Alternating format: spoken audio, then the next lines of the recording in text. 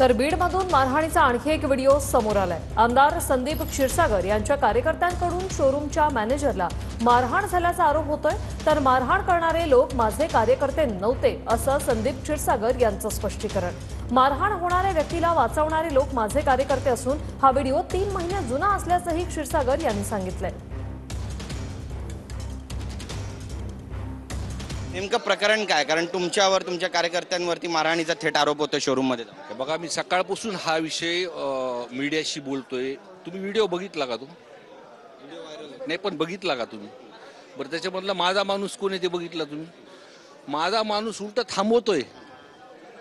तो जो काही त्यांनी हात उचलला त्या तुम्ही व्हिडिओ बघा ना परत एकदा। तुम्ही व्हिडिओ बघितल्यानंतर तुमच्या लक्षात येईल। बरं, जो कुणी त्याच्यासोबत जी काही हात उचललाय किंवा ज्याला हात उचललाय त्याच्यावरती त्यांनी तक्रार दिली पाहिजे त्या वस्ती आणि त्यांच्याकडून त्याची प्रतिक्रिया विचारली पाहिजे। माझं जरी माणूस असलं तर त्याच्यावर काय? या समूहाचे जे मॅनेजर आहेत त्यांनी तक्रार केली। ते म्हणतात की ही सगळी व्यक्ती संदीप क्षीरसागर यांच्या जवळची होती आणि त्यांनी मारहाण केली, त्यामध्ये एका पीएचा समावेश असा आरोप केलाय।